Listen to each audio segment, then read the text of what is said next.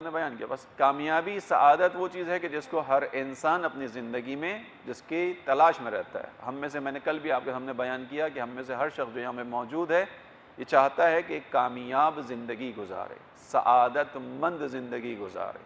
اس زندگی کو گزارنے کے بعد کہ جب انسان کی زندگی کی اہمیت اتنی ہے, توجہ رکھیے گا اس بات پر کہ اگر انسان کامیابی سے زندگی گزار لے اور جب اس کا آخری وقت آئے تو ہمارے اور آپ کے لیے ایک پیغام ہے نا ائمہ علیہ السلام سے, یعنی ایسی زندگی گزارو کہ جب تمہارا آخری وقت آئے تو تمہارے لبوں سے تمہارے مولا کی طرح فزت ورب الکعبہ کی صدا بلند ہو سکے. جیسے تمہارے مولا نے کہا آخری وقت میں ضربت کا وقت آ گیا, یعنی وہ مرحلہ آ گیا کہ اب اس دنیا سے جانے کا وقت ہے, تو مولا نے زبان سے کہا فزت ورب الکعبہ, رب کعبہ کی قسم میں کامیاب ہوں. اب توجہ کیجئے گا, یہ انسان کے لیے بہت بڑا مقام ہے کہ انسان اپنی سعادت, اپنی کامیابی کو اعلان کر کے جائے, قسم بخدا میں کامیاب ہوں, رب کعبہ کی قسم میں کامیاب ہوں. اور یہ ائمہ علیہ السلام سے تو ہے, ہمیں سکھایا اگر کوئی انسان اس دنیا میں جیسا کہ ایمان خدا نے ہم سے تقاضا کیا ہے اس ایمان کے تحت زندگی گزارے, تو حتیٰ علماء کے اندر, فقہاء کے اندر, مومنوں کے اندر بھی ایسے افراد ملتے ہیں. مثلاً خود امام خمینی رضوان اللہ تعالیٰ علیہ, ان سے باقاعدہ ان کا جو وصیت نامہ ہے اس وصیت نامے کے اندر یہ الفاظ لکھے ہوئے ہیں کہ من بدلی آرام و روحی شاد و ضمیر مطمئن بسوی خداوند متعال سفر می کنم. میں آرام دہ دل کے ساتھ, آسودہ روح کے ساتھ, امیدوار ضمیر کے ساتھ خداوند عالم کی بارگاہ میں سفر کر رہا ہوں. یعنی موت سے انسان گھبراتا ہے, پریشان ہوتا ہے, لیکن جس نے خداوند عالم کے اصولوں کے مطابق زندگی گزاری ہو اسے موت سے بھی خوف نہیں ہوتا. اسی طرح جیسے انسان اس دنیا کے اندر تیاری کرتا ہے, جو انسان جس لیول کی تیاری کرتا ہے اسے امتحان میں جا کر اپیئر ہوتا ہے, اسے اطمینان ہوتا ہے کہ میں نے پڑھا ہے, تیاری کی ہے, کہیں سے بھی آ جائے, کہیں سے بھی کوسچن آ جائے میں اس کو کر لوں گا, اس لیے کہ میں نے پڑھا ہے, ٹائم لگایا. بس خداوند عالم نے کہا قد افلح المؤمنون. دیکھو کامیابی چاہتے ہو, سعادت چاہتے ہو, اچھی زندگی چاہتے ہو, یہ ہر انسان کے اندر طبیعتاً خدا نے رکھا ہے. اور جو کچھ بھی ہم کر رہے ہوتے ہیں یہ ہماری اسی کامیابی, سعادت, آسودہ زندگی کی خاطر ہے. یہ جو ہماری بھاگ دوڑ ہے, کوششیں, چاہے مادی عنوان سے ہوں چاہے معنوی عنوان سے, یہ ایک الگ بحث ہے کہ ہم نے چیزوں کو مادی اور معنوی میں تقسیم کیا ہوا ہے. جس طرح ہمارے کہا جاتا ہے کہ یہ دین کا کام ہے, یہ دنیا کا کام ہے. حقیقت میں دیکھا جائے تو دین اور دنیا کی تقسیم غلط ہے, دین اور دنیا کی تقسیم غلط ہے, اس لیے کہ ہم اس دنیا میں جو کچھ کرنے آ رہے ہیں اس کا اثر ہماری عالم آخرت پر پڑ رہا ہے. جو کچھ بھی کر رہے ہیں, جو کچھ بھی ہے, ہماری گفتگو, ہمارا رہن سہن, ہمارا لائف اسٹائل, ہمارا آپس کے معاملات کے اندر ایک دوسرے کے ساتھ معاملات کو انجام دینا, شادی کے معاملات, غم کے معاملات, مجالس, جو کچھ بھی ہے اس سب کا اثر آخرت پر پڑ رہا ہے. اب اگر ہمارے ہر عمل کا اثر آخرت پہ پڑ رہا ہے تو آپ مجھے بتائیے کہ پھر ہمارا دنیا والا کام کون سا رہ گیا, جس کو ہم کہتے ہیں تو دنیا کا کام ہے. دنیا کا کام تو وہ ہو کہ جس کا اثر فقط دنیا تک رہے. دنیا کا کام وہ ہے. میں پورے چیلنج سے یہ بات کر رہا ہوں, کوئی کام ایسا نہیں دکھا پائیں گے جس میں آپ کہیں کہ یہ کام دنیا کا کام ہے. ہر کام کا اثر آپ کا عالم آخرت تک جا رہا ہے. اس کو قرآن میں خداوند عالم نے کہا وَمَن يَعْمَلْ مِثْقَالَ ذَرَّةٍ خَيْرًا يَرَهُ, سورہ کے اندر موجود ہے. وَمَن يَعْمَلْ مِثْقَالَ ذَرَّةٍ خَيْرًا يَرَهُ, جس نے ذرہ برابر بھی اچھائی کی ہوگی اسے قیامت میں دیکھے گا. وَمَن يَعْمَلْ مِثْقَالَ ذَرَّةٍ شَرًّا يَرَهُ, فقط اچھائی محفوظ نہیں ہو گئی, ذرہ برابر, ڈاٹ کے برابر, رائی کے دانے کے برابر بھی اگر تم نے برائی کی ہوگی کیا ہوگا, تم اسے دیکھو گے, اسے پاؤ گے. اب آپ خود تصور کیجئے, انسان ہماری اس دنیا کے اندر کے جو کام ہیں یا اچھے ہیں یا برے ہیں, دو ہی کیٹیگریز میں آئیں گے, یا کام اچھا ہوگا یا کام برا ہوگا. تیسری تو کوئی کیٹیگری نہیں بنتی بظاہر کہ نہ اچھا ہے نہ برا ہے. کسی نہ کسی کام کا کوئی نہ کوئی یا اچھا اثر ہے یا برا اثر ہے. خدا نے واضح طور پر کہہ دیا ذرے کے برابر, رائی کے برابر. اس کو مفسرین نے بیان کیا کہ اگر ذرے سے بھی چھوٹا کچھ ہوتا خدا وہ بیان کرتا.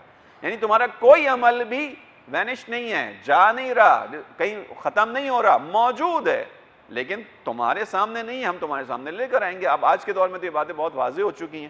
سیٹلائٹ کے ذریعے سے چیزوں کو ریکارڈ کر لیا جاتا ہے, مووی کیمرہ بہت پہلے آ گیا, اس کے اندر چیزوں کو ریکارڈ کیا جاتا ہے. آپ کے گھروں میں بھی آپ کی اولادوں کی, ہمارے گزشتہ لوگوں کی شادیوں کی ویڈیوز موجود ہیں جو آج لوگ اس دنیا میں بھی نہیں رہے، ان کی ویڈیوز موجود ہیں، وہ موجود ہے، ہم نے اپنے دور میں ایسی چیزیں دیکھ لی کہ محفوظ ہو جاتی ہے چیز۔ وہ خداوند عالم کا نظام تو اس سے زیادہ پیش رفتہ نظام ہے، خداوند عالم کے ہاں تو بہت ہی ایڈوانس چیز ہے جن کا ہم تصور بھی نہیں کر سکتے ہیں۔ کیوں؟ کیونکہ وہ کن فیکون کا مالک ہے، اس کو چیزوں کو خلق کرنے کے لیے کسی زحمت کی کوشش کے لیے کسی زحمت میں نہیں پڑنا پڑتا۔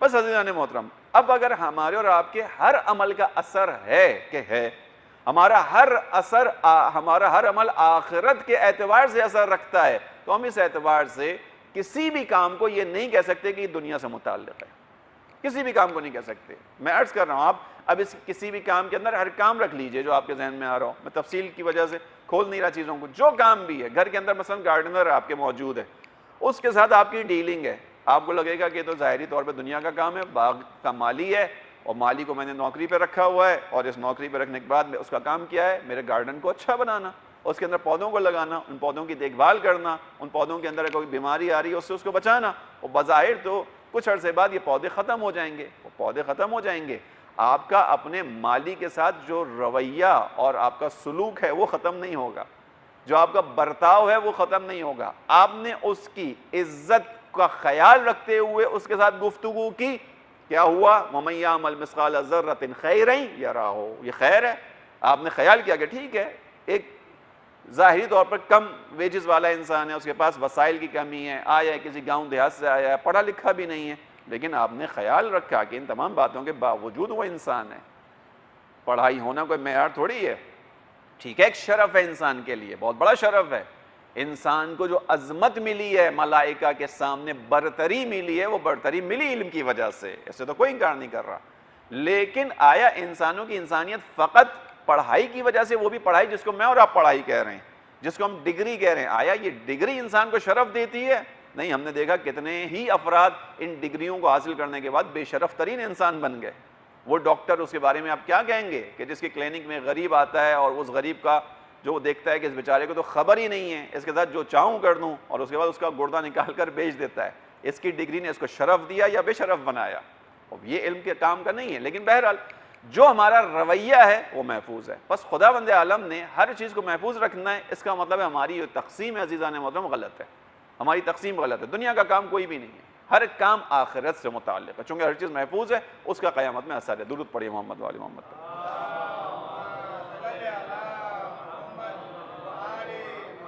بس خداوند عالم نے کہا کہ کامیابی چاہتے ہو تو کامیابی کیا ہے؟ تمہاری ان کاموں کا اثر پڑ رہا ہے، تمہاری کامیابی کیا ہے؟ ایمان کے ساتھ۔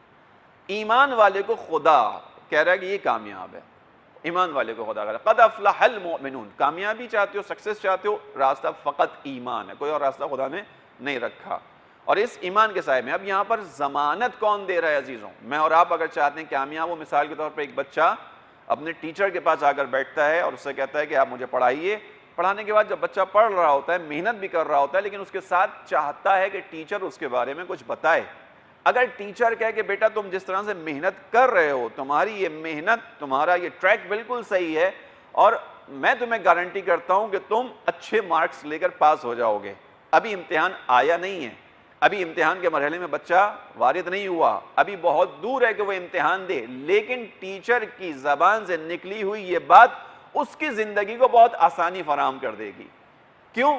کیونکہ ٹیچر نے اس کے تمام مراحل کو دیکھا ہے، اس کے پڑھنے کے انداز کو دیکھا ہے، اس کے پیٹرن کو دیکھ کر ٹیچر کہہ رہا ہے کہ آئی گارنٹی یو کہ آپ کامیاب ہو، آپ سکسیسفل ہو، آپ ٹاپ کر لو گے، آپ اچھے مارکس لو گے۔ اب بچہ پڑھائی کرتے ہوئے ایک حالت اطمینان میں پڑھائی کرے گا۔ خداوند عالم نے بھی ابھی آخرت کی منزل آئی نہیں ہے، ابھی ہم وہاں پہنچے نہیں ہیں، مگر خدا یہ چاہتا ہے کہ اس بھاگ دوڑ کی دنیا میں تم آسودہ زندگی گزارو، پریشان نہ ہو۔ خدا نے اس پریشانی سے نکالنے کے لیے کہا میں گارنٹی دے رہا ہوں تمہیں کہ تم کامیاب ہوگے، سعادت مند ہوگے اگر ایمان والے ہوگے۔ خدا گارنٹی دے رہا ہے، بس اگر انسان مومن ہے تو آسودگی انسان کی زندگی میں۔ پھر اب آخرت کا انسان کو دھڑکا نہیں ہونا چاہیے، کیونکہ خدا کہہ چکا، قد کا مطلب تاکید ہے، قد افلح المؤمنون۔ کل آپ کے سامنے میں نے بیان کیا، آقا محسن قراتی نے جو چیزیں نکات بیان کیے کہ قرآن کریم میں 17-18 جگہ پہ لعل کے ساتھ کامیابی کو بیان کیا۔ لعل یعنی شاید کامیاب ہو جاؤ، یہ کام کر لو شاید کامیاب ہو جاؤ، یہ کام کر لو شاید یہ ہو جائے۔ لعلکم تتقون جو روزوں کے لیے بیان کیا گیا کہ روزہ رکھو، تم سے پہلوں پہ بھی فرض کیا گیا تھا، شاید تم متقی بن جاؤ۔ لیکن 3 جگہوں پر خدا نے کہا حتمن کامیاب ہو. کہاں؟ ایک اس آیت کے اندر قد افلح المؤمنون، سورہ شمس میں قد افلح من زکاہا، جس نے اپنے نفس کو پاک کیا، تزکیہ کیا، یقیناً کامیاب ہے. اور تیسری سورہ اعلیٰ قد افلح من تزکا، جس نے بھی اپنے نفس کا تزکیہ کیا، متوجہ رہا، وہ یقیناً کامیاب ہے. وہ بھی خدا ضمانت دے رہا ہے، معمولی چیز نہیں عزیزان محترم. لیکن یہ جو ایمان ہے اس کی اہمیت کتنی ہے؟ اب یہ معمولاً ہمیں شاید یہ بحثیں عزیزوں تھوڑا سا لگتا ہے کہ یہ بحثیں کیوں ہیں ہمارے، ہم کیوں ان بحثوں کو کر رہے ہیں؟ ہم تو الحمدللہ حالت ایمان کے اندر ہیں، ہم مومن ہیں. اس کی مثال ایسے لے لیجئے کہ جیسے انسان گھر بناتا ہے، گھر بنانے کے اندر اپنی پوری توجہ دیتا ہے، تمام مٹیریل جو اچھا ہوتا ہے اپنی جیب کے مطابق اس کو استعمال کرتا ہے.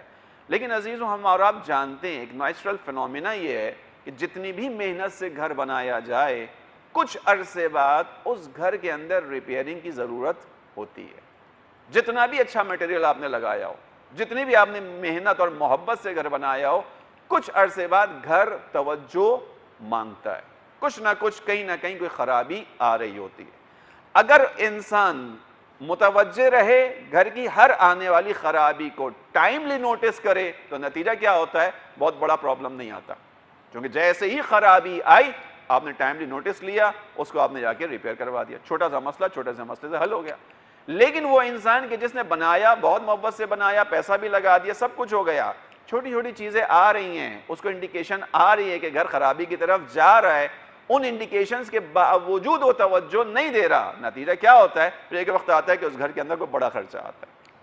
یہ ایک چھوٹی سی مثال ہے، محسوس مثال ہے میرے خیال میں، ہمیں سارے اسی چیزوں سے گزر رہے ہوں گے. محنت سے بنایا ہے، پیسہ لگایا ہے، آپ ایک گھر کو بنانے کے بعد ایک دفعہ اطمینان کر کے بیٹھ نہیں سکتے کہ فار ایور کے لیے سیف ہو گیا. نہیں، آپ کو اس کی دیکھ بھال کرنی ہے. بارش آئے گی، آپ کو پتا ہے، آپ نے اوپر چھت کے اوپر اچھا سیمنٹ بچھایا ہے، آپ نے اس کی ٹریٹمنٹ بھی کی ہے، لیکن ایک حساس انسان اس کے باوجود بارش کے بعد جا کر دیکھے گا کہیں سے لیکیج تو نہیں ہے، کیونکہ بہرحال جو چیزیں لگی ہیں وہ اسی دنیا کی لگی ہیں، امکانات ہیں کہ خرابی آ جائے، جیسا کہ ہوتا ہے، کسی بھی چیز کی کوئی گارنٹی نہیں ہے. یہ ہم اپنے ساتھ اس چیز کو انجام دیتے ہیں. اسی اعتبار سے ہم ٹھیک ہے مومن ہیں، لیکن خداوند عالم قرآن کریم میں ایمان کے بارے میں اتنا بیان کر رہا ہے. کیوں کر رہا ہے؟ تاکہ ہر تھوڑے عرصے بعد اپنے ایمان کو چیک کیا جائے. بالکل اسی طرح جیسے گھر کے اندر ریپیئرنگ آ گئی، اگر آپ نے ٹائملی نوٹس لیا تو آپ کو بڑے خرچے سے بچائے گی، اور آپ نے ٹائملی نوٹس نہیں لیا تو پھر کیا ہوگا؟ آپ کو بڑے خرچے میں لے کے جائے گی، مشکل میں لے جائے گی.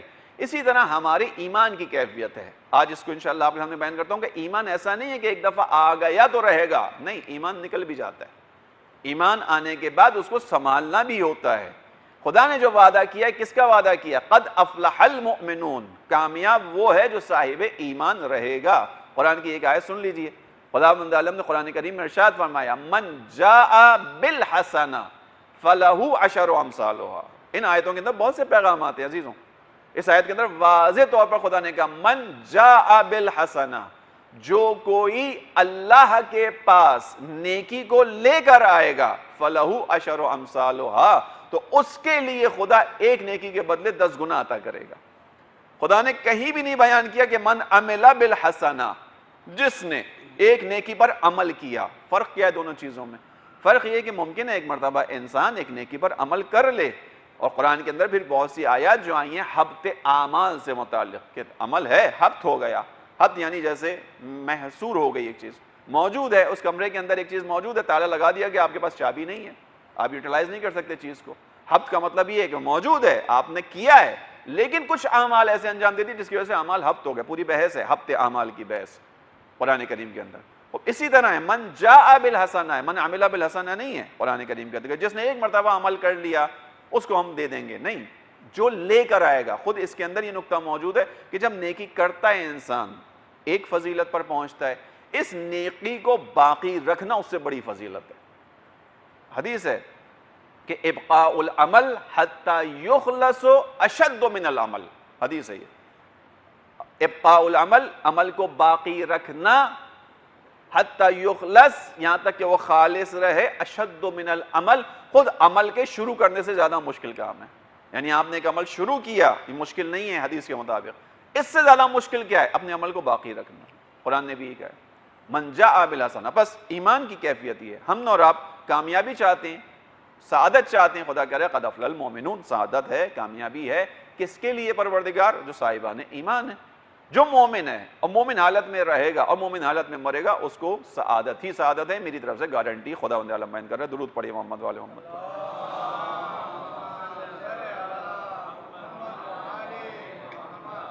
عزیزوں،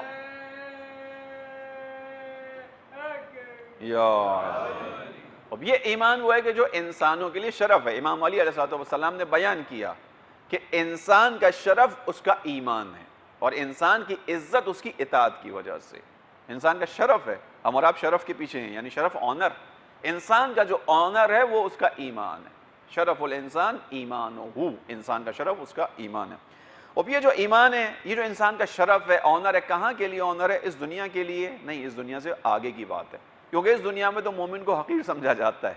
اس دنیا کی نگاہ سے اگر دیکھیں آپ تو مومن جو عمل کرتا ہے، جو پریکٹسنگ مسلم ہوتا ہے، ہمارے معاشروں کے اندر معمولاً وہ بے وقوف ہوتا ہے، اسے کچھ پتہ ہی نہیں ہوتا کیا کرنا ہے کیا نہیں کرنا، کیسے دنیا گزر رہی ہے، کیسے دنیا چل رہی ہے۔ لوگ سمجھتے ہیں بیچارہ کچھ نہیں جانتا، حالانکہ وہ سب کچھ جانتا ہے، لیکن وہ خدا کی خاطر ایمان پر عمل کر رہا ہوتا ہے۔ امام نے بیان کیا شرف ہے، آنر ہے ایک انسان کے لیے، کیا؟ اس کا ایمان۔ اس کی عزت کا تعلق اس کی اطاعت سے، جتنا خدا کے سامنے جھکتا چلا جائے گا اتنا خدا اسے اٹھاتا چلا جائے گا۔ عزت کا تعلق اطاعت کے ذریعے سے، جتنا تواضع خدا کی خاطر کرے گا خدا اتنا بزرگی دیتا چلا جائے گا، اتنا خدا عظمت دیتا چلا جائے گا۔ اور یہ حقیقت ہے یا نہیں ہے؟ رسول اللہ صلی اللہ علیہ وآلہ وسلم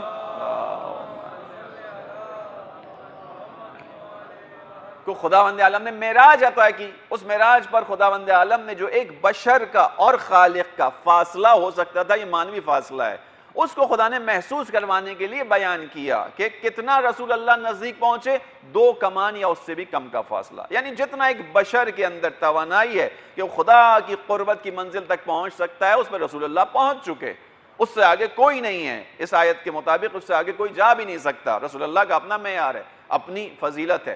لیکن اسی سفر معراج کو جو خدا قرآن میں بیان کر رہا ہے، رسول اللہ کی خصوصیت کیا لی اس نے بیان کرتے ہوئے؟ سبحان الذی اسری بعبدہ لیلا من المسجد الحرام الى المسجد الاقصی، بابرکت ہے وہ ذات کہ جس نے اپنے بندے کو مسجد حرام سے مسجد اقصی تک کا سفر طے کروایا، بندگی کی بنیاد پر ہے۔ توجہ کیجئے گا، دوسری دلیل، جتنا جھکتا ہے انسان خدا اتنی عظمت عطا کرتا ہے۔ دوسری دلیل، ہم اور آپ تشہد پڑھتے ہیں ہر نماز کے اندر، دوسری اور چوتھی رکعت میں، دوسری اور تیسری رکعت میں، یعنی آخری رکعت کے اندر اور دوسری رکعت کے اندر، اس تشہد کے اندر رسول اللہ کی رسالت کی گواہی دیتے ہیں۔ رسالت کی گواہی دینے سے پہلے ایک گواہی اور دیتے ہیں، وہ کیا ہے؟ وَأَشْهَدُ أَنَّ مُحَمَّدًا عَبْدُهُ وَرَسُولُهُ۔ حتیٰ رسالت سے پہلے رسول اللہ کی جس چیز کی گواہی ہے وہ ان کی بندگی کی گواہی ہے۔ بندگی کی ہے رسول اللہ نے، تو خداوند عالم نے ان کو مقام دیا، معراج دی ہے، بندگی کی ہے، جھکے ہیں خدا کے سامنے، تو خداوند عالم نے ان کی رسالت کو نماز کا حصہ بنایا۔ گواہی دو میری وحدانیت کے ساتھ ساتھ میرے حبیب کی، بندگی ہے بس عزیزوں۔ لہذا خداوند عالم، امام علی نے بیان کیا، انسان کا شرف، آنر ایمان ہے، اس کی عزت اطاعت کے ساتھ ہے۔ یہ جو ایمان ہے میں آپ کے سامنے عرض کر رہا ہوں کہ ایمان اتنا اہم ہے کہ یہ ایمان انسان کو کامیابی کی ضمانت دے رہا ہے، لیکن ایمان کے لیے خطرات بھی ہیں۔ تھوڑا سا جو وقت ہے انشاءاللہ اس پہ بات کرتے ہیں۔ درود پڑھیے محمد و آل محمد پر۔ صلی علی محمد۔ عزیزو، ہم اور آپ جو نماز پڑھتے ہیں، نماز کے بعد ہم تعقیبات پڑھتے ہیں، تعقیبات میں دعائیں پڑھتے ہیں۔ یہ آپ کی خدمت میں عرض کروں کہ خداوند عالم اس نماز کو قبول نہیں کرتا جس نماز کے بعد انسان تعقیبات نہ پڑھے، دعا نہ کرے، خدا قبول نہیں کرتا۔ روایت ہے کہ اگر کوئی انسان نماز کے بعد بغیر کسی عذر کے، بعض دفعہ عذر ہے، کوئی مجبوری ہے، انسان کے پاس فقط اتنا ہی وقت ہے کہ وہ اپنا واجب فریضہ ادا کرے اور اٹھ کے چلا جائے، کوئی کام ہے، بیمار ہے، مثال کے طور پر گھر پہ بیمار ہے، کوئی اٹینڈنٹ نہیں ہے، دیکھنے والا نہیں ہے، خطرہ ہے کہ بیمار خدا نخواستہ بستر سے گر نہ جائے، کوئی بھی خطرہ ہے، لہذا اب اس شخص کے پاس جو گھر کے اندر ہے، نماز کا وقت ہے، اس کے پاس وقت نہیں ہے، اس کو فقط 3 رکعت پڑھنی ہے تیزی کے ساتھ، اس کو فقط 4 رکعت پڑھنی ہے جو فریضہ ہے۔ اب یہ اگر وہاں پہ بیٹھ کے تعقیبات نہیں پڑھتا، اب مسئلہ نہیں ہے، چونکہ ایک عذر موجود ہے، عذر کے بغیر وقت ہے، دامن وقت میں گنجائش ہے، انسان کے پاس وقت ہے، اور یہ انسان نماز کے بعد دعا نہیں پڑھتا۔ روایت یہ ہے کہ خداوند عالم کی طرف جب ملائکہ اس نماز کو لے کر جاتے ہیں، خدا کی طرف سے حکم آتا ہے اس نماز کو لے جاؤ، واپس لے جا کر اس نمازی کے چہرے پر مار دو۔ مجھے نہیں چاہیے یہ نماز، مجھے اس سے اس نماز کا تقاضا نہیں تھا، میں یہ چاہتا تھا یہ میرے ساتھ بیٹھے گفتگو کرے، تعقیبات، نماز، اس کو قرآن کی آیت کے اندر ہم بیان کرتے ہیں آپ کے سامنے. قرآن کی آیت ہے, اس کے اندر خداوند عالم نے بیان کیا کہ وقال ربکم ادعونی, اے حبیب ان سے کہہ دیجئے, وقال ربکم یعنی ان سے کہا تمہارے رب نے, ادعونی مجھے پکارو, کیا ہوگا, استجب لکم میں سنوں گا. اس کے بعد کیا کہا خداوند عالم نے, کہا ان الذین یستکبرون عن عبادتی, وہ لوگ کہ جو میری عبادت سے تکبر کرتے ہیں, اعراض کرتے ہیں, کنارہ کرتے ہیں, سیدخلون جہنم داخرین, یہ عنقریب جہنم میں رسوا کر کے ڈال دیے جائیں گے. کس عبادت کے ساتھ بیان کیا خداوند عالم نے, کس عبادت کے ساتھ بیان کیا ہے؟ ظاہراً سورہ غافر کی آیت ہے. کس عبادت کے ساتھ؟ دعا کے ساتھ. وقال ربکم ادعونی, جہاں نمازوں کا تذکرہ وہاں یہ آیت نہیں آئی ہے کہ جہنم میں ڈال دوں گا نماز نہ پڑھنے والے کو, وہ تو اپنی جگہ ہے, لیکن اتنا خدا حساس ہے عزیزان محترم, اتنا خدا اہمیت دے رہا ہے عبادت کو. کون سی عبادت؟ دعا کو. وجہ کیا ہے؟ وجہ یہ کہ انسان کا یہ رابطہ, کل بھی شاید بیان ہو گیا تھا کہ خداوند عالم کو انسان کی عاجزی کا رابطہ پسند ہے. دعا کیا چیز ہے؟ عاجزی ہے. دعا کیا چیز ہے؟ اپنے سے برتر سے کوئی سوال. دعا یہ چیز ہے, یعنی جو مجھ سے برتر ہے, مجھ سے بہتر ہے, اس سے سوال کروں. دعا کا یہ مطلب ہے. اب اگر انسان دعا نہیں کر رہا, اس کا مطلب کیا ہے؟ یا نعوذ باللہ من ذالک, خداوند عالم کے برابر خود کو سمجھ رہا ہے یا اس سے برتر سمجھ رہا ہے. انسان وہی سوال نہیں کرے گا جہاں خود کو برابر سمجھے گا یا برتر سمجھے گا, لیکن جہاں انسان خود کو کمتر سمجھے گا وہاں سوال کرے گا, چاہے یہ سوال کسی بھی چیز کے متعلق ہو. عالم کے پاس آپ چلے جائیں, ایک انسان عالم سے سوال کرے گا, کیوں کرے گا؟ جانتا ہے کہ میں نہیں جانتا, میں نہیں جانتا تو کیا کروں, یہ مجھ سے زیادہ جانتا ہے, اس سے کیا کروں, پوچھ لوں. لیکن معمولاً بہرحال جہاں پر بھی برائی ہو اس کی نشاندہی کر دینی چاہیے. ایک عالم دوسرے عالم سے سوال کرتے ہوئے کتراتا ہے. کیوں کتراتا ہے؟ اس لیے کہ یا برابری کا احساس ہے یا برتری کا احساس ہے, یا تو برابر ہوں یا برتر ہوں, اس لیے پوچھتے ہوئے کتراتا ہے. معمولاً ہر کوئی ایسا نہیں ہے, یہ ہر جگہ ہے. صرف عالم سے مراد امامے والے عالم کی بات نہیں ہے, عالم ہر معنی میں, ڈاکٹر بھی عالم ہے, انجینئر بھی عالم ہے, بینکر بھی عالم ہے, ہر شخص اپنے حساب سے عالم ہے. اور اپنے برابر کے لوگوں سے پوچھتے ہوئے ہر لوگ معمولاً کتراتے ہیں, اس لیے کہ برابری ہے. انا اجازت نہیں دیتی اس بات کی کہ ہم سوال کر سکیں اپنے برابر والے سے. خوب توجہ رکھیے گا. بس خداوند عالم نے اس عبادت کے لیے کہا ان الذین یستکبرون عن عبادتی سیدخلون جہنم داخرین, جن لوگوں نے میری عبادت سے کنارہ کیا, تکبر کیا, انہیں جہنم میں ڈال دوں گا بدترین طریقے سے, رسوا کر کے. یہ جو بیان کیا گیا, ہمیں کہا تعقیبات پڑھو. تعقیبات کے اندر جو ہم دعا نماز ظہر کے بعد کی تعقیبات پڑھتے ہیں, اس میں ایک دعا ہے. وہ دعا کیا ہے؟ اللہم ارزقنا ایمانا صادقا. ہمارا موضوع ایمان ہے. کیوں؟ سعادت چاہیے, کامیابی چاہیے. دوران غیبت کبریٰ شدت والا مرحلہ ہے. جو مومن ہوگا وہ ظہور تک پہنچے گا, وہی ظہور امام کا راستہ فراہم کرے گا. ایمان کی حفاظت چاہیے. اسی لیے ہر نماز میں ہم سے کہا, ہمیں سکھائی گئی دعائیں, اللہم ارزقنا ایمانا صادقا ولسانا ذاکرا وقلبا خاشعا ورزقا واسعا. پوری دعا ہے طویل. اس کا پہلا ٹکڑا میرا مقصد ہے, اللہم ارزقنا ایمانا صادقا, پروردگار مجھ کو ایمان صادق عطا فرما. یہ ہم اور آپ خدا سے مانگتے ہیں. اب توجہ رکھیے گا, اس کا مطلب ہے کہ اگر ایمان صادق کا مطالبہ انسان مومن کر رہا ہے دعا کے اندر, تو اس کے مقابلے میں ایمان کاذب موجود ہوگا. جب ہی انسان کہہ رہا ہے مجھے ایمان کاذب نہیں چاہیے, ایمان صادق چاہیے. اس کا مطلب ہے کہ ایمان کے اندر پھر جھول ہوگا. جو میں نے شروع میں کہا کہ ایمان پر ہم ہیں, ہم مومن ہیں, لیکن ہمیں چیک کرنا ہے گھر کی طرح کہ گھر بنا لیا, اطمینان سے نہ بیٹھو. اس گھر کے اندر جہاں انڈیکیشنز آئیں کہ یہاں ریپیئرنگ کا مسئلہ ہے, فوراً ریپیئر کروا لو, ورنہ کیا ہوگا, بڑا خرچہ آ جائے گا. بڑا خرچہ انسان کی روح کے اندر کیا آئے گا, آہستہ آہستہ ایمان نکل جائے گا. بہت سے افراد کے بارے میں روایات ہیں کہ اس دنیا سے جاتے ہوئے ایمان چھوڑ کے چلے جاتے ہیں.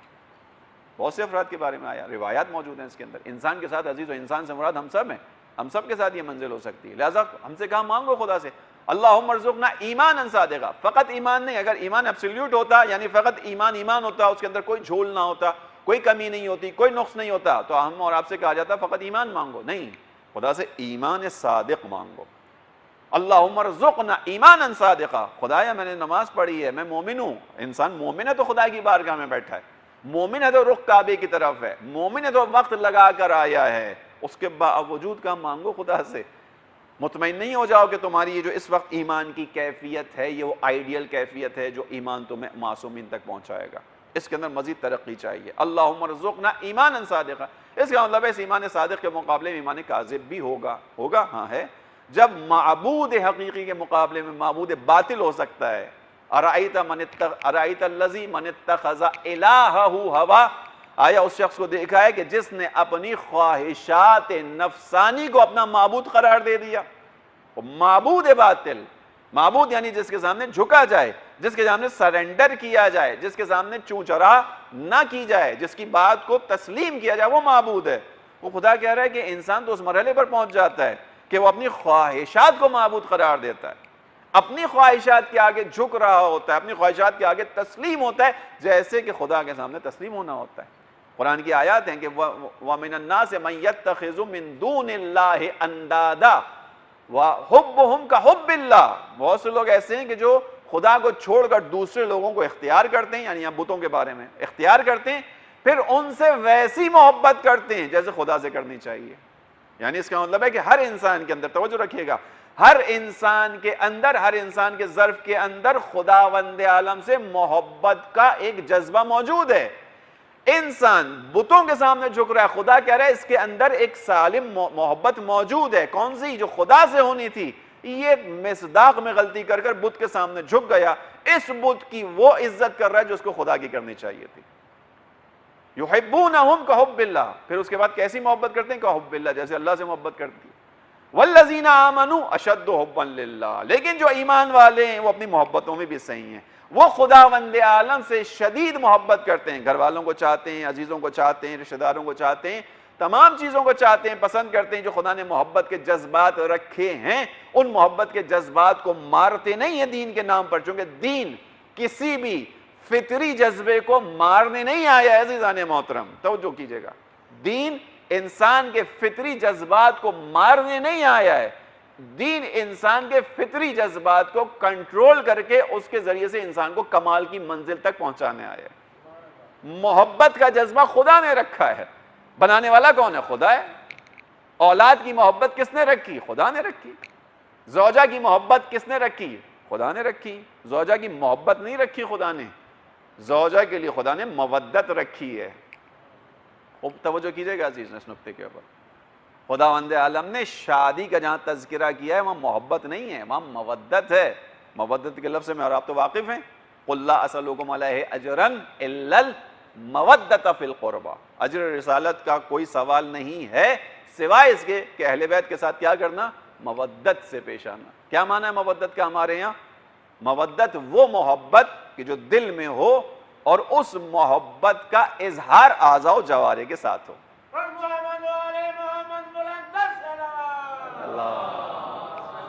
صلی علی محمد. یعنی آپ کے ظاہر سے یہ محبت چھلکے. بعض اوقات انسان کسی کی محبت دل میں رکھ کر بیٹھا ہوتا ہے، سامنے نہیں آتی. خدا کہہ رہا ہے کہ نہیں، مودت ہے. اہل بیت کے معاملے میں محبت نہیں ہے، مودت ہے. تمہاری زندگی سے یہ محبت چھلکنی چاہیے. جس وقت اہل بیت علیہ السلام کا ساتھ دینا ہے وہاں فقط یہ کہہ کر بیٹھ نہیں جانا کہ ان سے زیادہ افضل کون ہے، ان سے زیادہ بافضیلت کوئی نہیں ہے. یہ کہہ کے بیٹھنا نہیں گھر میں. کیا کرنا؟ جب ان کو تمہاری ضرورت پڑے اپنی اس محبت کا اظہار کرنا کہ آپ سے زیادہ افضل کوئی نہیں ہے ہماری نگاہ میں، ہم آپ کے علاوہ کسی اور کو نہیں مانتے، ہم آپ کے علاوہ کسی اور کے راستے کو صحیح نہیں سمجھتے. اس کا اظہار کرنا. اگر لوگوں نے اس مودت کو کیا ہوتا تو عزیزان محترم یہ جو آج اسلامی دنیا میں مشکلات ہیں، مشکلات نہ ہوتی. میں نے کل بھی بیان کیا، اگر پہلے ہی طرح اس کے اندر امام علی کا ساتھ دیا جاتا جیسے کہ دیا جانا چاہیے تھا تو یہ مسائل بہت پہلے حل ہو چکے ہوتے جو خدا امام زمانہ کے ذریعے کرے گا. اور خدا نے فقط امام زمانہ کے لیے نہیں رکھا تھا، یہ خدا ہر امام کے ذریعے کرنا چاہتا تھا یہ کام، لیکن نہیں ہوا. بہرحال لہذا خدا بات آگے نکل رہی ہے کہ والذین آمنوا اشد حبا للہ. جو ایمان والے ہیں وہ خدا سے شدید محبت کرتے ہیں. باقی محبتیں ہیں ان کے پاس لیکن یہ باقی محبتوں کے اوپر خدا کی محبت کو غلبہ دیتے ہیں. غالب محبت خداوند عالم کی ہے. خدا کی محبت کے آگے پھر کسی کی محبت نہیں چلتی. یعنی کسی کی محبت انہیں خدا کے راستے سے نہیں ہٹا سکتی.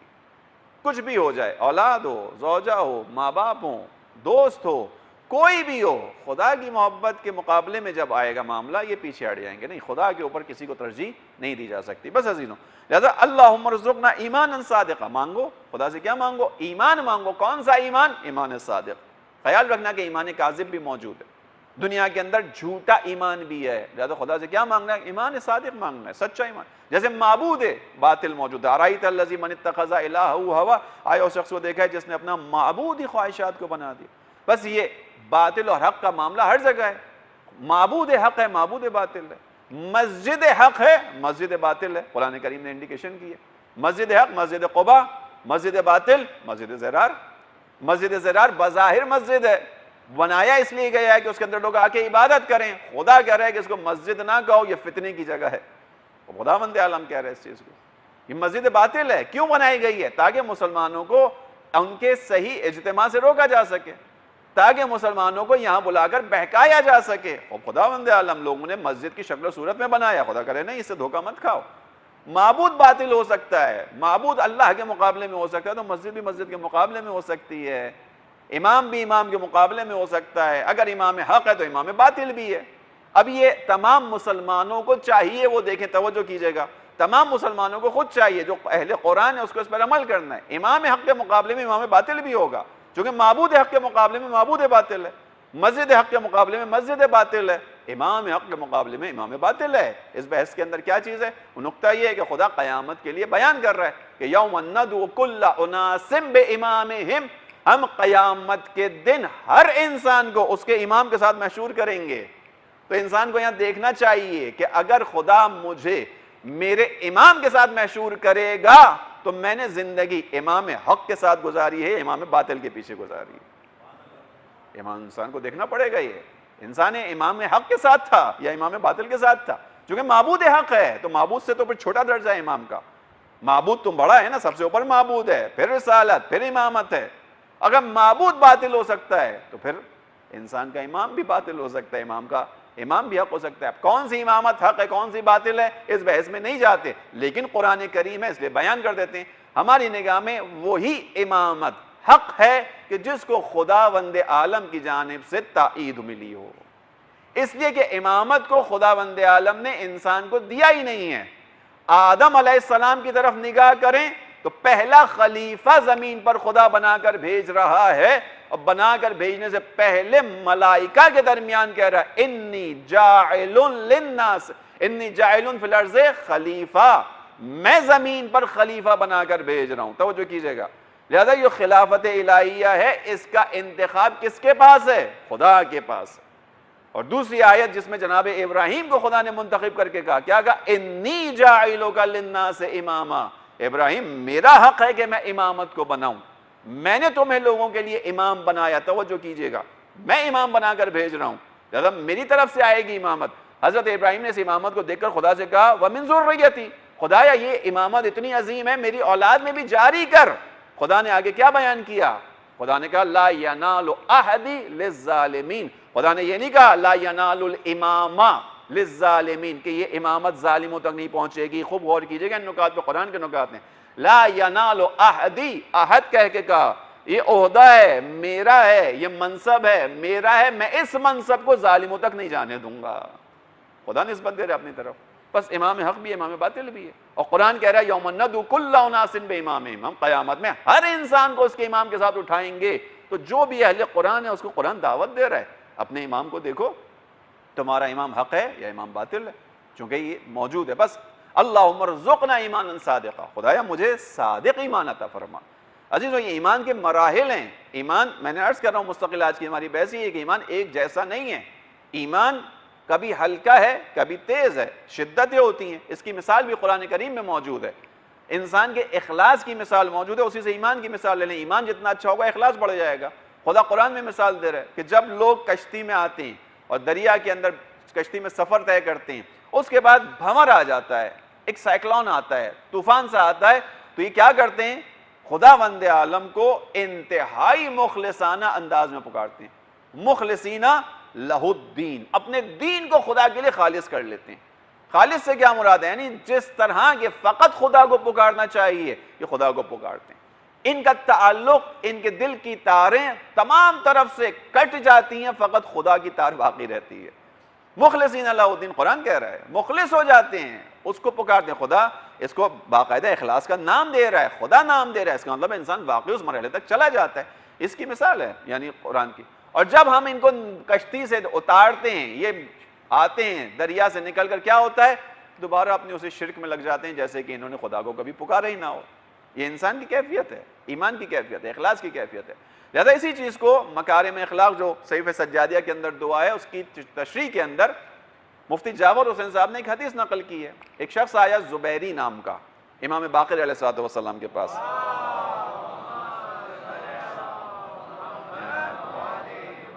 اس نے آنے کے بعد امام سے کہا کہ اے امام، انا للایمان درجات و منازل یتفاضل المؤمنون فیہا عند اللہ، اے مولا کیا ایمان کے درجے لیولز ہیں، منزلیں ہیں، اور انسان ان درجوں کے اندر خدا کے سامنے اپنے آپ کو پیش کرتا ہے؟ یعنی لیولز ہیں، مختلف درجے، جیسے یہ مثال کے طور پہ یہ ہم بیٹھے ہوئے ہیں، یہ گراؤنڈ فلور ہے، ممکن ہے اس کے اوپر فرسٹ فلور بنا دیا جائے، اس کے اوپر سیکنڈ بنا دیا جائے، لیولز ہیں۔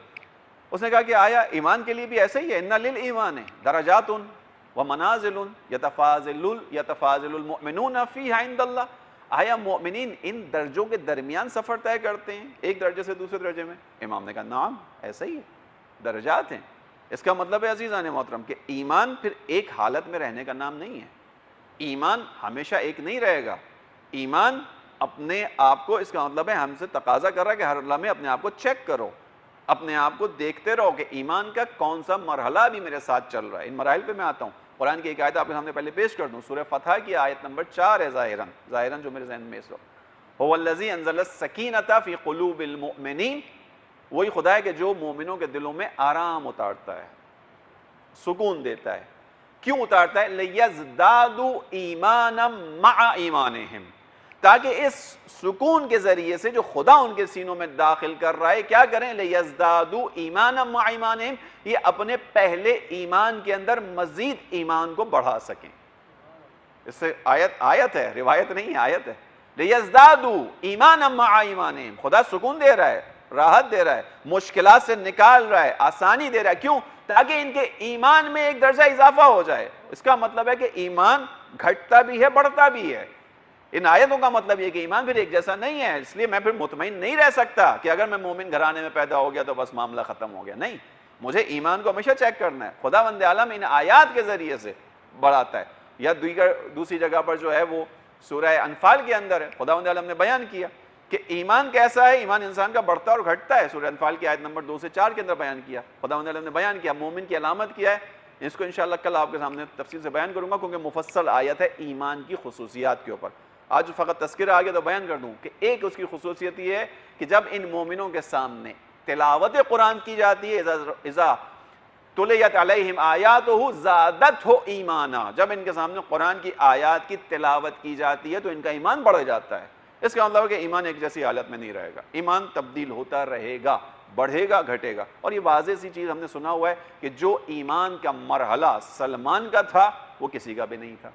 ابو ذر ایمان کے 9ویں درجے پر ہیں، سلمان ایمان کے 10ویں درجے پر ہیں۔ اب ان درجات کی کیا تفصیل ہے مجھے نہیں معلوم، کتابوں میں بھی بہت زیادہ تفصیل نہیں بیان کی گئی، لیکن بہرحال مراحل بیان کی گئے، یہ مراحل ہیں۔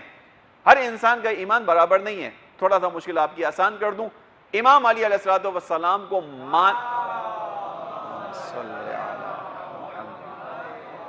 کو ماننے کی کیفیت کے اندر انصاف سے بات کریں گے انشاءاللہ کہ امام علیہ السلام کو ماننے کی کیفیت کے اندر آیا میں اور مالک اشتر ایک جگہ پہ کھڑے ہو سکتے ہیں؟ نہیں ہو سکتے۔ مالک اشتر مالک ہے، جس کو امام علی یاد کر کے کہیں مالک ومل مالک، تم کیا جانو مالک کیا ہے۔ سورہ قدر کے لیے بیان ہوا ہے، انا انزلناہ فی لیلۃ القدر وما ادراک ما لیلۃ القدر، تم کیا جانو کہ شب قدر کیا ہے۔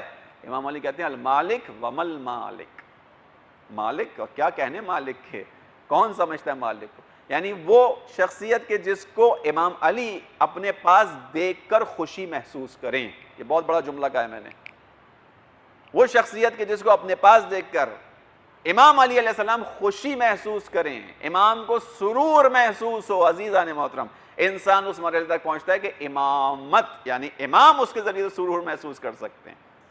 سلمان وہ اعلیٰ ترین منزل پر فائز کہ چھٹے امام ایک صدی کے فاصلے پر ہیں سلمان سے، تقریباً 100 سال کا فاصلہ ہے امام میں اور سلمان میں، لیکن امام اپنے زمانے میں سلمان کو یاد کرتے ہیں، اتنا یاد کرتے ہیں کہ بیٹھے ہوئے اصحاب کے لیے سوال بن گیا بیٹھے ہوئے افراد کے لیے سوال بن گیا. سوال پوچھنے والے نے پوچھ لیا, اسے رہا نہیں گیا کہ سلمان میں ہے کیا کہ امام صادق علیہ السلام اتنا تذکرہ کرتے ہیں. تقریباً 100 سال کا فاصلہ ہے سلمان میں اور امام صادق علیہ السلام میں. امام اتنا یاد کرتے ہیں سلمان کو. پوچھ لیا مولا آپ اتنا سلمان کو یاد کیوں کرتے ہیں, اتنا کیوں سلمان فارسی کی بات کرتے ہیں. اس نے سلمان فارسی کا لفظ استعمال کیا, کیوں سلمان فارسی کو اتنا یاد کرتے ہیں.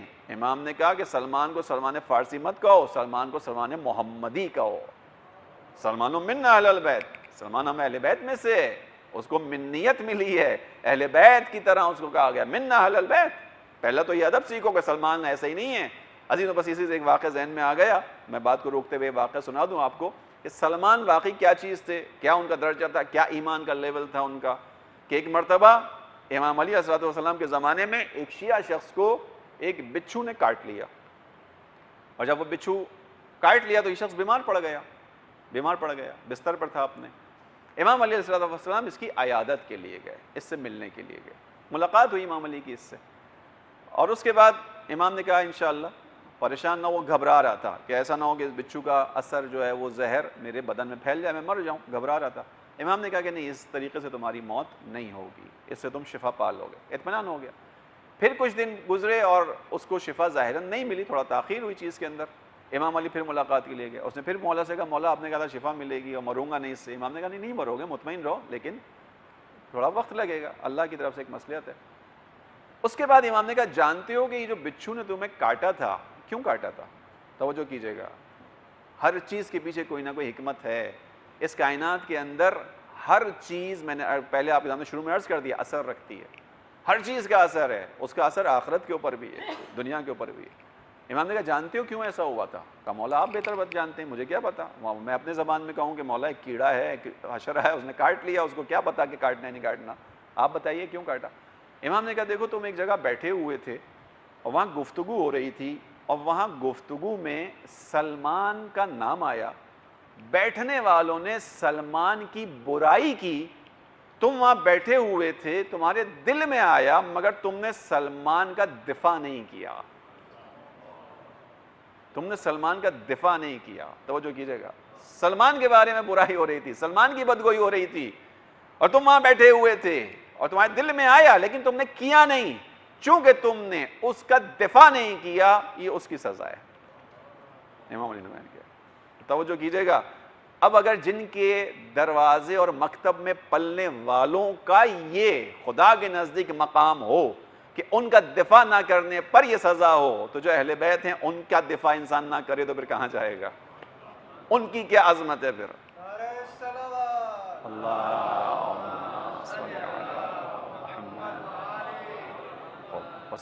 سلمان کی بات الگ ہے, سلمان من اہل البیت ہیں, درجہ ہے. پس توجہ کیجیے گا, ایمان ہے, مراتب ہیں. یہ 5ویں امام کے سامنے کہا کہ آیت درجات ہیں, ان درجات کے اندر مومن فلوٹ کرتا ہے. امام نے کہا ہاں ایسا ہی ہے, کبھی اوپر ہے کبھی نیچے.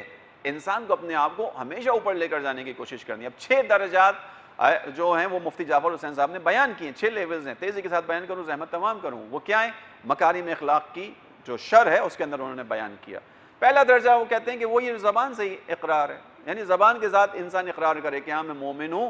کہتے ہیں یہ پہلا مرحلہ ہے. زبان سے کہ لا الہ الا اللہ, زبان سے کہ محمد رسول اللہ, زبان سے کہ علی ولی اللہ, یہ اقرار ہے. اس اقرار کے ذریعے سے اس کا خون حرام ہو جاتا ہے دوسروں کے اوپر, اس کا مال جو ہے وہ دوسروں کے اوپر حرام ہو جاتا ہے, اس کو نقصان پہنچانا حرام ہے, حلیت مل جاتی ہے اس کو. دوسرا مرحلہ ایمان کا کیا ہے, مفتی جعفر حسین صاحب بیان کرتے ہیں. کہتے ہیں دوسرا مرحلہ یہ کہ انسان زبان سے اقرار کرے, دل میں اعتقاد بھی رکھے. اگر زبان سے کہا لا الہ الا اللہ تو یہ فقط زبان پہ نہ رہ جائے, زبان سے سفر کرتے ہوئے یہ چیز دل میں نازل ہو. قرآن کی جو آیت ہے, اس قالت الاعراب آمنا, اے حبیب جب آپ کے پاس یہ اعراب بادیہ نشین آتے ہیں اور آپ سے کہتے ہیں آمنا, ہم ایمان لے کر آ گئے, آپ ان سے کہیں کہ نہیں تم ایمان لے کے نہیں آئے ہو, لم تؤمنوا, تم ایمان لے کے نہیں آئے ہو, مومن نہیں ہوئے ہو, بلکہ تم کیا کہو اسلمنا, ہم سرنڈر ہو گئے.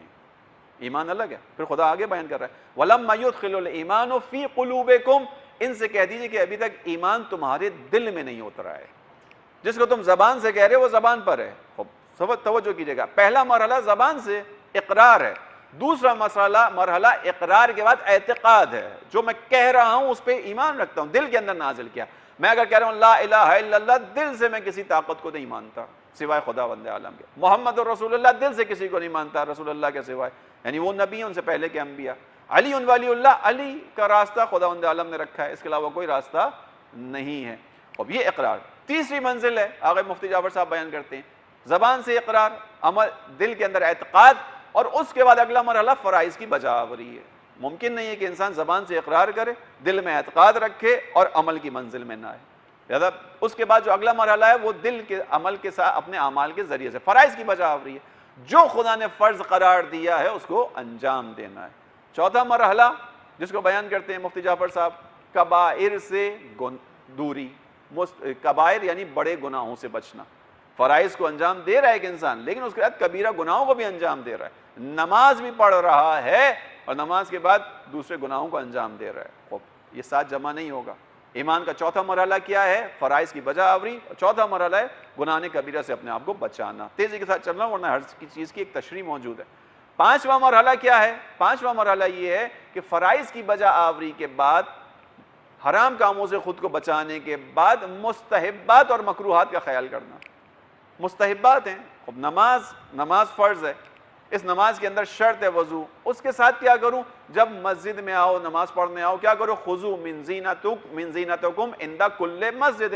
جب کبھی بھی نماز پڑھنے آؤ خوبصورتی کے ساتھ آؤ، ہاتھ میں انگوٹھی پہن کر آؤ.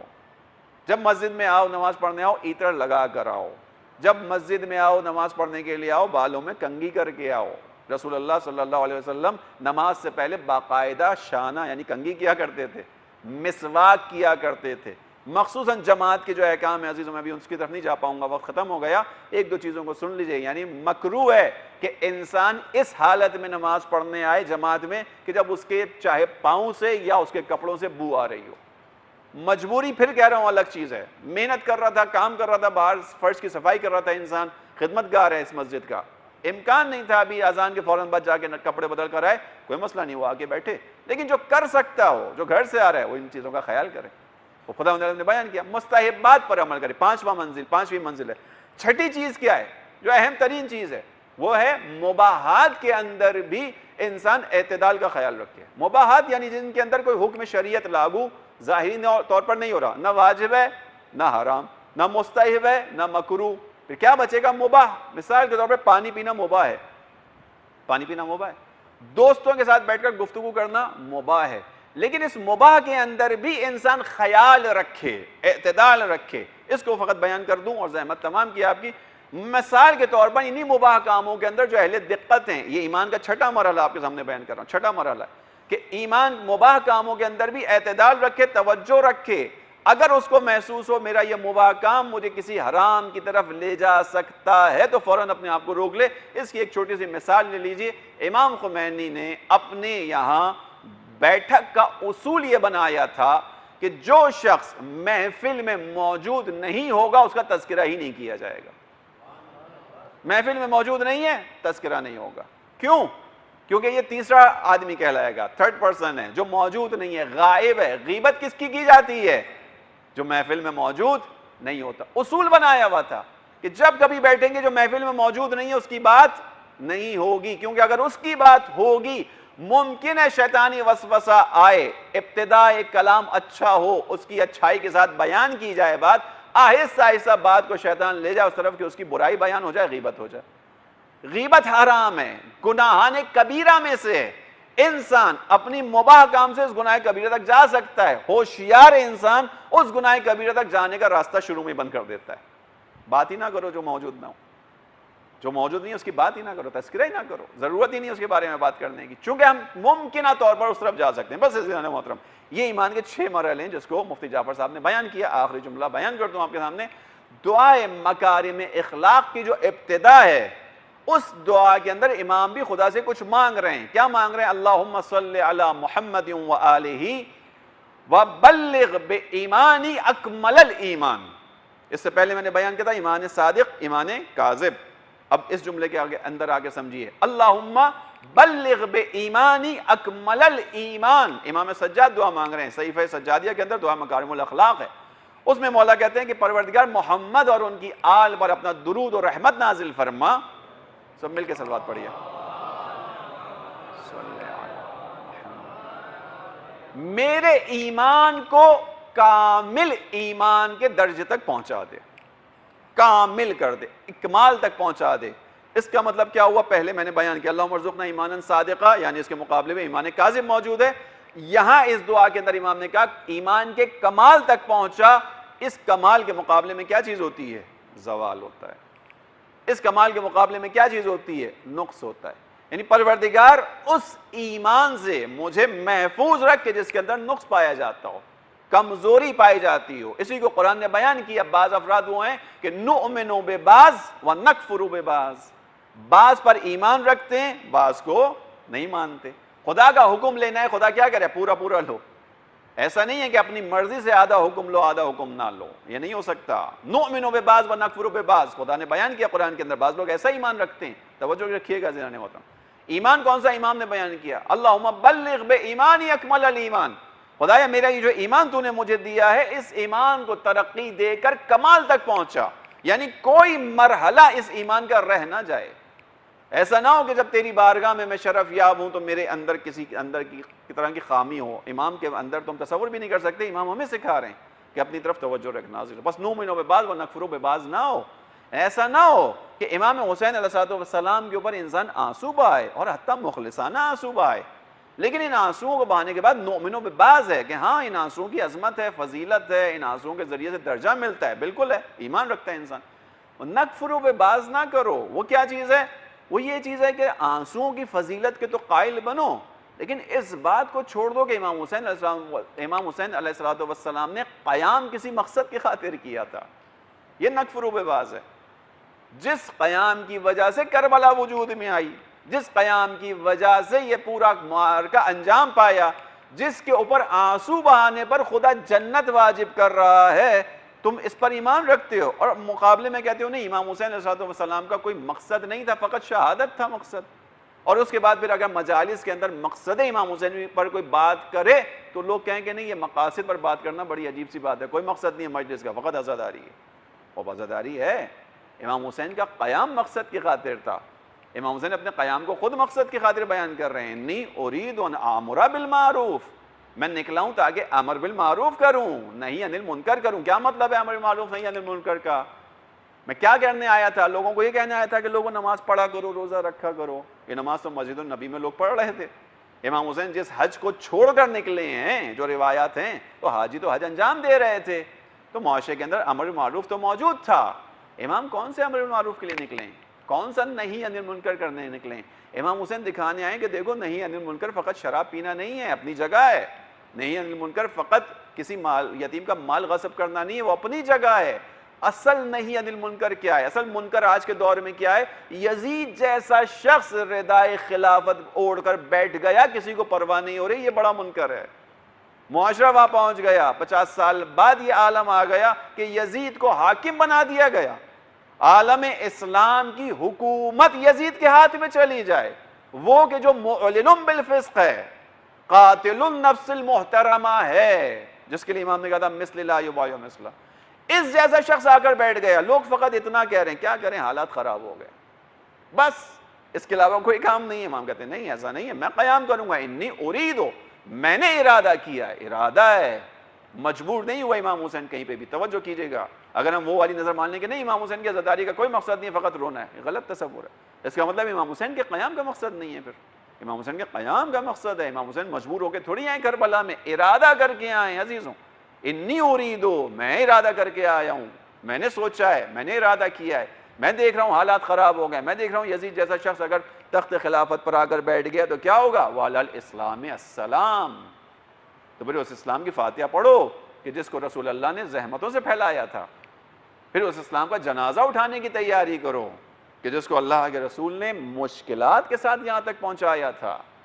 اس اسلام کو فاتحہ پڑھ دو پھر کہ جس کی خاطر رسول اللہ نے پتھر کھائے تھے، جس کی خاطر اول اسلام کے مسلمانوں نے ہجرتیں کی تھیں، جس کی خاطر اول اسلام کے مسلمانوں نے اپنے بھائیوں کو دیا، قربانیاں دیں، اپنے وطن کو چھوڑا، پھر وہ اسلام ختم ہو گیا، فنا ہو گیا، لیکن میں اسی رسول کا نواسا ہوں جس نے اس اسلام کو پھیلایا تھا۔ اس اسلام کو بچانے کی ذمہ داری میرے کندھوں پر، میں اس ذمہ داری کو ادا کروں گا، میں اس ذمہ داری پر عمل کروں گا۔ لہذا امام حسین نے قیام کیا۔ بس عزیز، نؤمن ببعض ونکفر ببعض نہیں ہونا چاہیے۔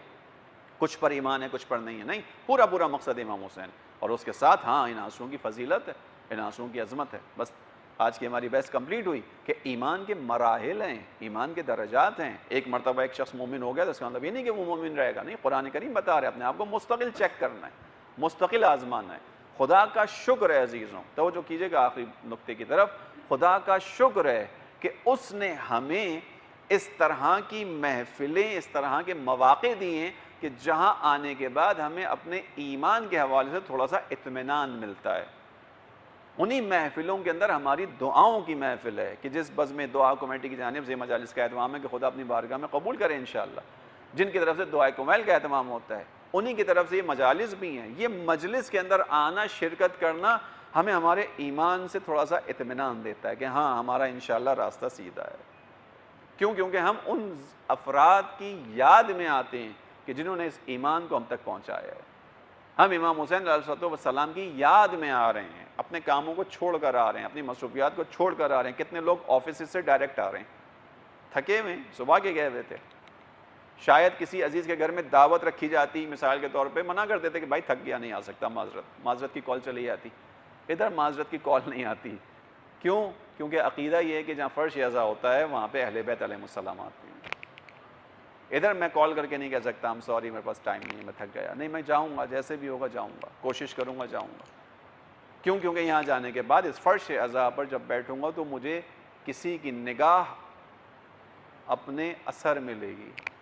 جب میری آنکھوں میں آنسو کے 2 قطرے بھی آئیں گے تو میں کائنات کی جو عظمت ترین ہستی ہے اس کی نگاہوں میں آؤں گا۔ کون ہے کائنات کی باعظمت ترین ہستی؟ میں تعارف نہیں کروا سکتا، خدا تعارف کروا رہا ہے۔ جب ملائکہ نے چادر کے نیچے سب کو جمع ہوا دیکھا تو پوچھا یا رب ومن تحت الکسا، پروردگار اس چادر کے نیچے کون ہے؟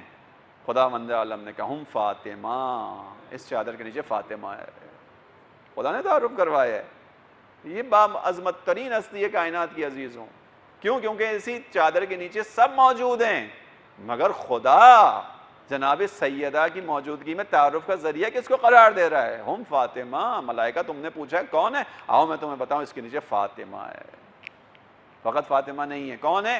فاطمہ کے بابا ہیں، فاطمہ کے شوہر ہیں، فاطمہ کے بیٹے ہیں، یعنی اب باقی سب کا تعارف فاطمہ کے ذریعے سے۔ خدا جانے کیا عظمت ہے جناب سیدہ کی، خدا جانتا ہے کیا عظمت ہے، ہمیں نہیں اندازہ، یقین جانیے ہمیں اندازہ نہیں ہے جناب سیدہ کی عظمتوں کا۔ یہ تعارف نہیں ہے، یہ حقیقت ہے، خدا ہے، پروردگار رسول اللہ موجود ہیں، امام علی موجود ہیں، جناب حسین موجود ہیں۔ خدا کہے گا ہوں یہ سب میرے لیے محترم ہیں، ان کو سب کو میں نے بنایا ہے، لیکن جہاں فاطمہ ہو وہاں تعارف کا ذریعہ فاطمہ ہے۔ فاطمہ ہوں فاطمہ و ابوہا و بالہا۔ بس توجہ کی آپ نے عزیزوں، ہم ان آنسوؤں کے ذریعے سے اس کائنات کی باعظمت ترین ہستی کی نگاہوں میں آتے ہیں۔ جن آنکھوں میں آنسو آتا ہے فاطمہ دعا دیتی۔ میں ایسے ہی نہیں بیان کر رہا آپ کے سامنے، یہ آنسو بہت اہم ہیں، یہ ہماری معنوی ترقی میں بہت بڑا کردار ادا کرتے ہیں۔ چھٹے امام کے بعد ایک شخص آیا، آنے کے بعد گفتگو ہوئی، جناب سیدہ ان کی مظلومیت پر گفتگو نکلی۔ امام صادق نے اس سے ایک بات پوچھی، کہا یہ بتا تو فاطمہ زہرا کی مدد کرنا چاہتا ہے؟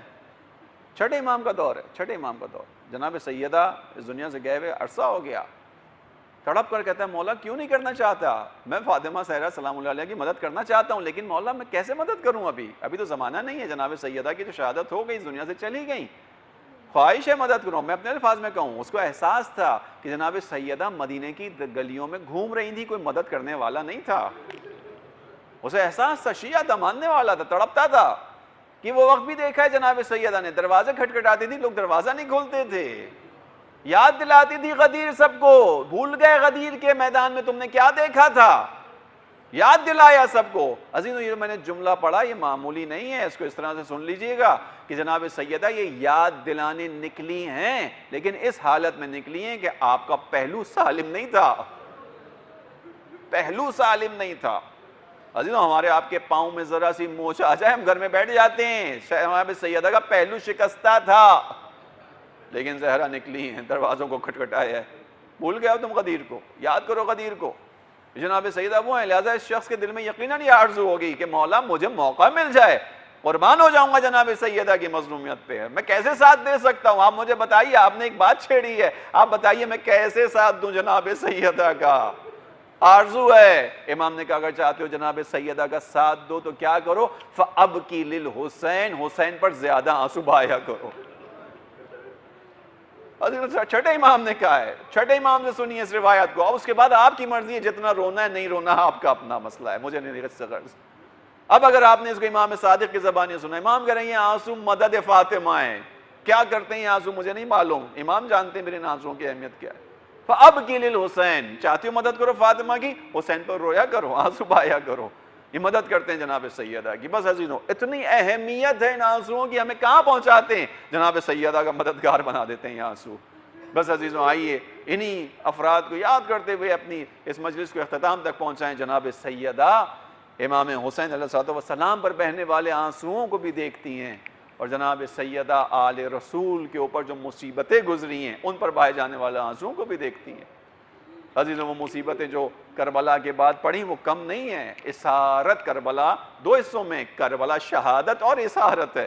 شہادت کی منزل امام حسین نے طے کر لی، اسارت کا معاملہ جناب زینب اور سید سجاد نے طے کیا۔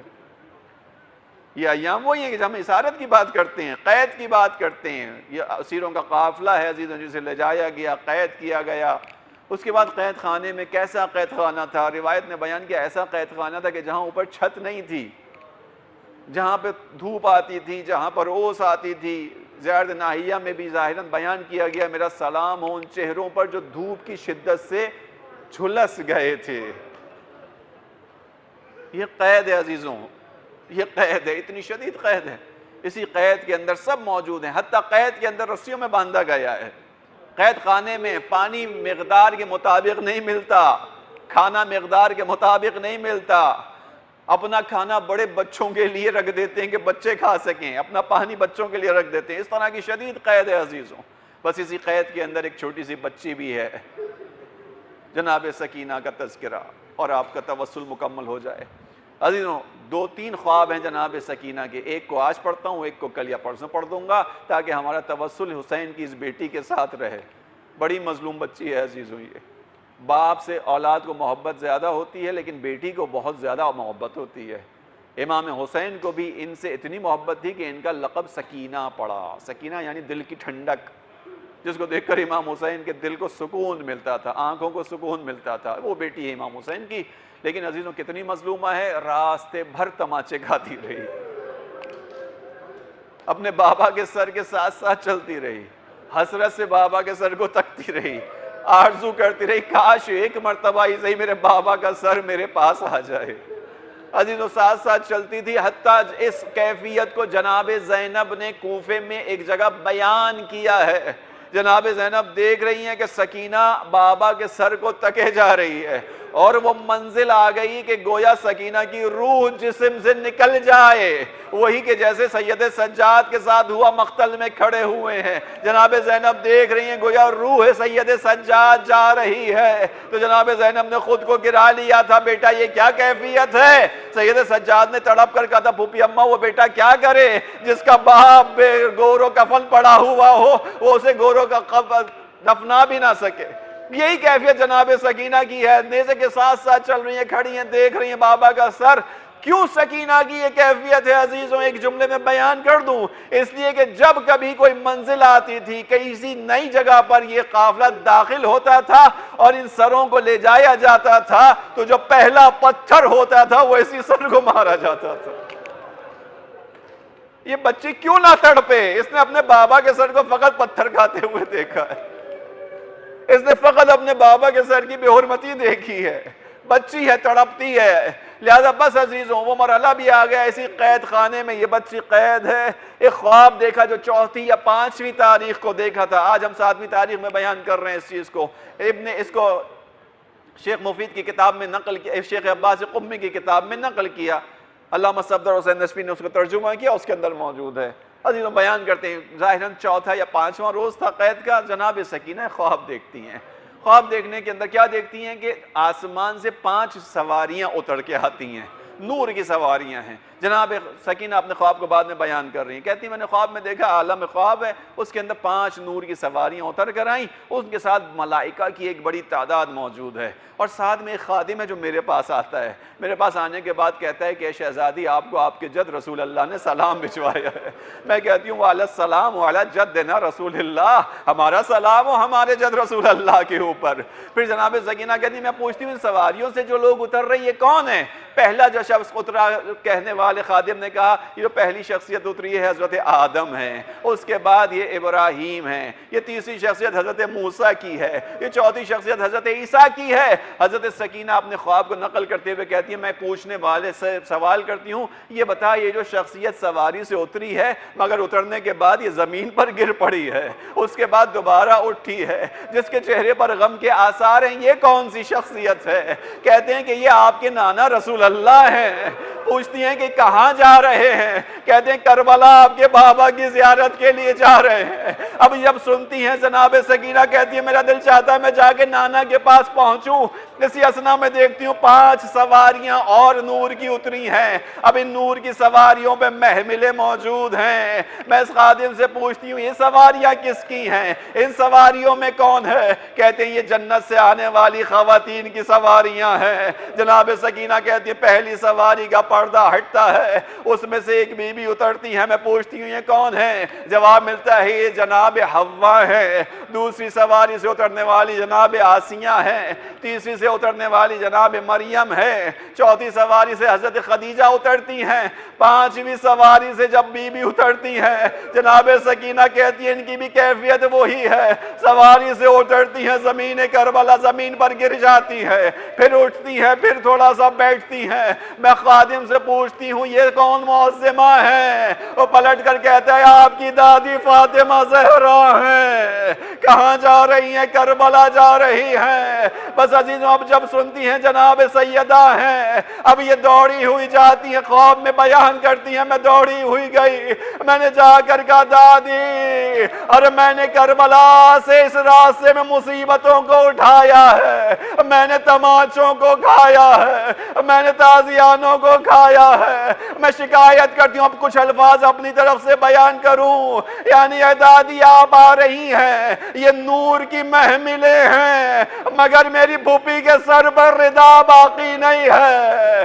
اے دادی وہ منظر بھی کربلا میں نے دیکھا کہ جب خیمے گاہ سے میرا بابا نظر نہ آیا، اے دادی کربلا کے میدان میں آندھی آئی، ارے اس کے بعد آواز گونجی قد قتل الحسین بکربلا، اپنے الفاظ میں بیان کر رہا ہوں، دادی پھر سواری آئی، ارے دادی جو میرے بابا کا زلجنہ آیا اس کے سر و صورت پر خون تھا، سب بیویوں نے اس زلجنہ کو گھیر لیا، واہ حسینہ کی صدائیں بلند کی، مگر میں نے آگے بڑھ کر ایک سوال پوچھا تھا۔ کیا سوال تھا؟ میں نے بابا کی سواری سے ایک سوال پوچھا تھا، یا جواد ابی، اے میرے بابا کی سواری مجھے فقط ایک بات کا جواب دے دے، اسقیا ام قتلوہ عطشانا، ارے میرے بابا کا گلا کاٹنے سے پہلے پانی پلایا تھا یا میرے بابا کو پیاسا ذبح کر دیا؟ میں کہتا ہوں جب ساری مشکلات بیان ہو رہی ہوں گی عجب نہیں زہرا نے پلٹ کر کہا ہو اے میری لال تو در خیمہ سے دیکھ رہی تھی، میں اسی مقتل میں موجود تھی، میرے حسین کے سر کو میرے سامنے سیعلم